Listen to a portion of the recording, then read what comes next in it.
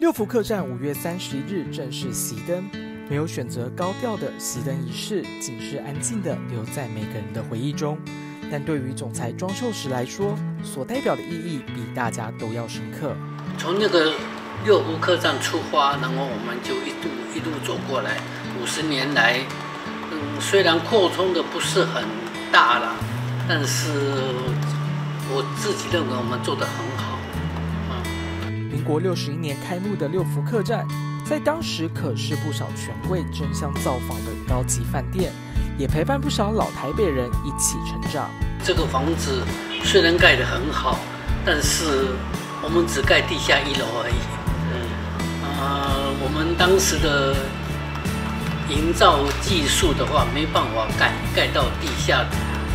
我们设计时是地下2楼，连地下2楼都挖不下去，因为一挖下去，流沙就一直进来。那个时候的设备、建筑工程没那么好，所以已经不适合现在的建筑。我们现在来讲，六福客栈没有停车场，所以这对于营业来讲相当吃亏了。客人因为没有停车场，所以会死掉一些客人，所以非改掉不可了。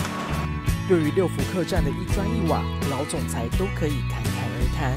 像是墙上的瓷砖、天花板的楠木都是从国外进口，门牌长春路168号更是创办人庄福亲自挑选，预告集团未来的蓬勃发展。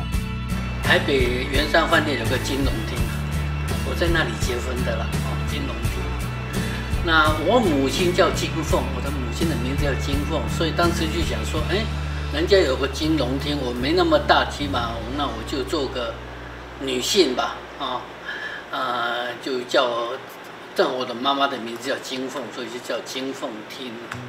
当时是早上8点半开始营业，到晚上的9点10点是整天一直满的，一直满的。我们楼上有72个桌子，72张桌子，一天10几转，不得了啊！当时1客点心才卖8块钱，一天可以做到40万的营业额，相当不得了，相当不得了。而六福旅游集团现在已经由董事长庄丰如接手。谈到女儿庄秀实，字字句句都透露出对她的信任与骄傲。她大学毕业就回来的时候正好接这个六福皇宫的，那时候还在新建，她就接新建的，从新建的工程就开始做了。那还没有，她当时还只是执行长而已。半年多的时间，每一次开会提出来的问题，我先让他发表意见，几乎跟我想要说的、想要想的几乎是一模一样的，所以我很放心他的走的方向跟我的方向是一样的。我想大概是自己的女儿嘛，那他也看到父母亲大概想法、做法、看法，大概总裁庄秀实最大的爱好就是电影。谈到电影，庄秀实说的每句话都带着兴奋语气。自编外文电影的译名百科，至今已经累积多达上万部电影。